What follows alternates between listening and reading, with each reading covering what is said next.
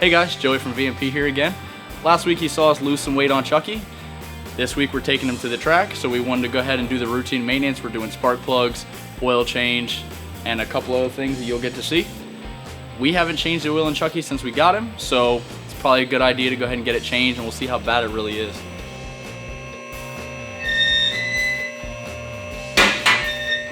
Alright guys, Chucky's up on the lift, and we're going to show you just how easy it is to do an oil change. Something that anybody can do. You don't need a lift, you just need something to catch the oil, a 15mm socket and a wrench, and we can get it done.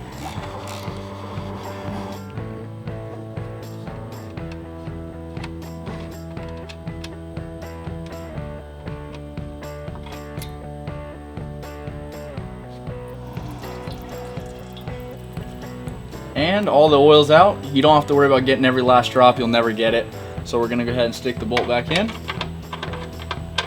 And always start it by your finger first until it starts to get tight. And then you'll go ahead and grab your ratchet. We can go ahead and start to tighten it back up.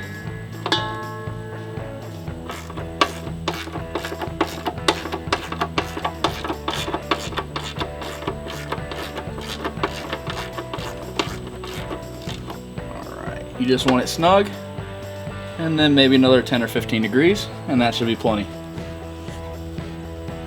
Alright, we're back over here by the oil filter. We're going to need to take that off and replace it with a nice clean one. If you don't have one of these yet, you need to invest in one. It's going to make your life a whole lot easier, especially when your hands are already a little greasy.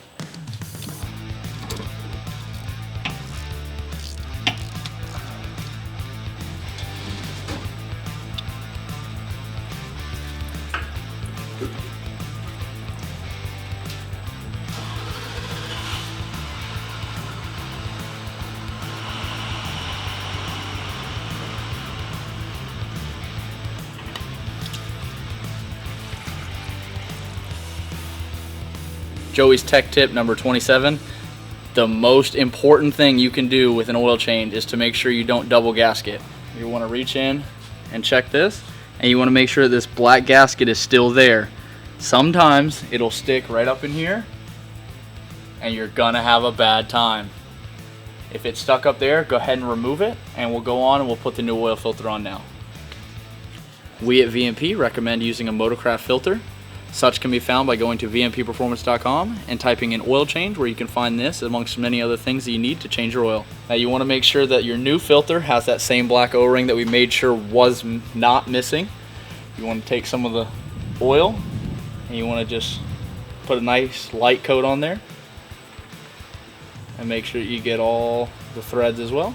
And then you're just going to screw it back on. And you can do this by hand, no need for a wrench.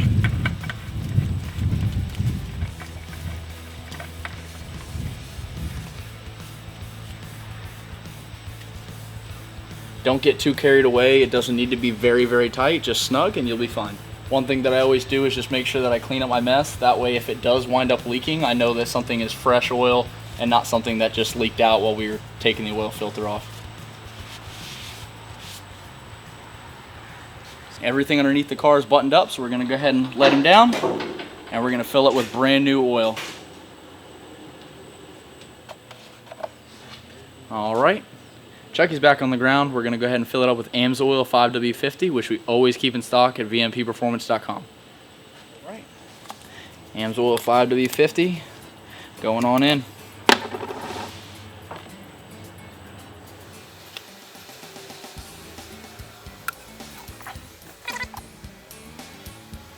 Alright.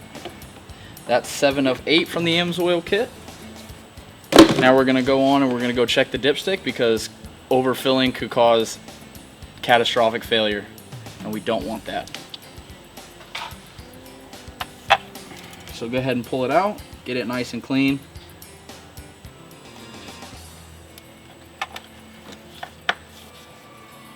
Go down, clip it in, pull it out, and we're going to go ahead and check. And we've come up to the very first dot on the cross hatching there, so we still got room for more. Alright, so we just checked the dipstick. It had just started coming up onto the cross hatching, so we're going to go just halfway here, and then we're going to check it again. once again, go ahead and clean it off, get it nice and dry. Stick it in till it clips, pull it back. And now we're right about in the middle of the cross hatching there. So we should be good to go ahead and just finish off that 8th quart, and we'll be all good, and we'll check one more time. Last drop of quart number 8 here. Alright, so we've added all 8 quarts. We're going to go ahead and check one more time. Make sure that we're still good to go. Go ahead and get it cleaned off. Back in.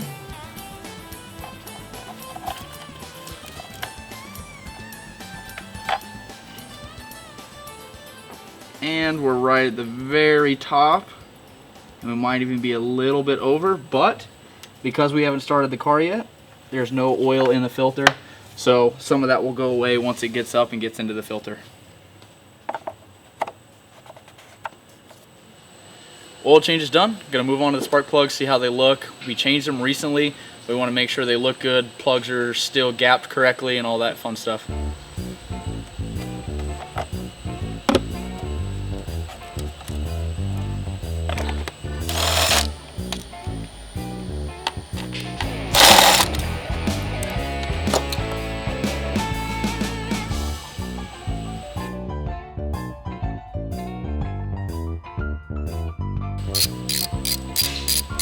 That one looks pretty good. I'm going to check the gap, make sure it's within spec, but looks good otherwise.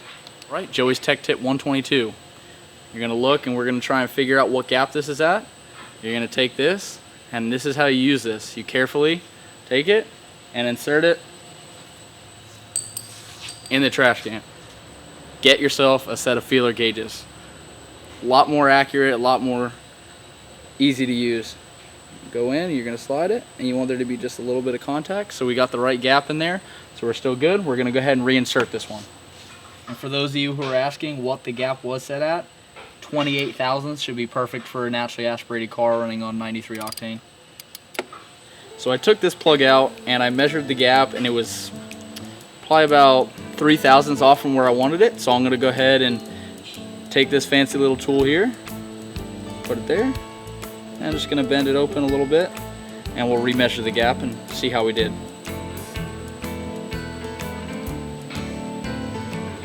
I've actually gone too far, so now I'm going to pull it back out and I'm going to tighten it back down just a tear.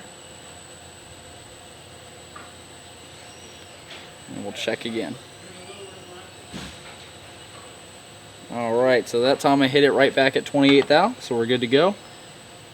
We've bent it, now it's time to send it. Joey's Tech Tip number 77. Be careful when you're operating next to the terminal, otherwise you could shock yourself and look like that guy from Home Alone 2.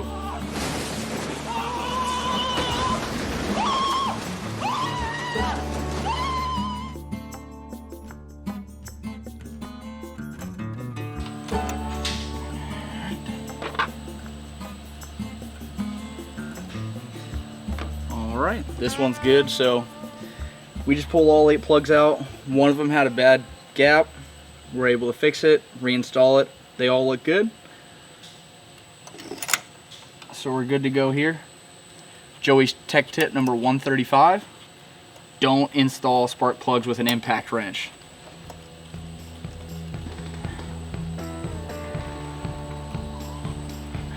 Alright, that should be good. Last step before we go to the track, getting her dancing shoes on.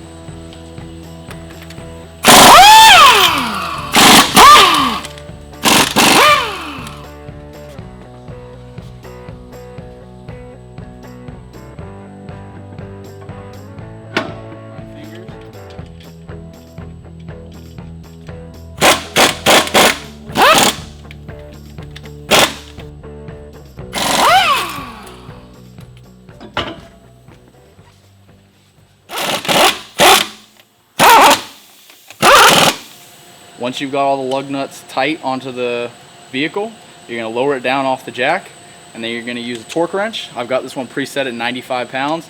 You're going to go ahead and tighten them while the vehicle is on the floor. Using a torque wrench is important because you don't want to have too tight and you don't want to have too loose. If they're too loose and they come off, while you're going down the track, you're gonna have a bad time. If they're too tight and they seize up, they're gonna come off going down the track and you're gonna have a bad time. I always go back and just double check them, make sure that as it started to seat itself, they're still all good. And there we go. This one's all good. Now we're on the back and we're gonna go ahead and tighten it back down in a star pattern. The way I typically do it is I'll start with one, skip one, go to the next, and this will only work on a 5-star pattern. But you go to one, skip the next, go on, skip the next, and you just keep going until they're all tight and at our 95 foot-pounds. I've got one more side to do. After this, we'll be done and we're gonna go hit the track, tune in next time, and we'll see how fast we can go with 200 pounds lost.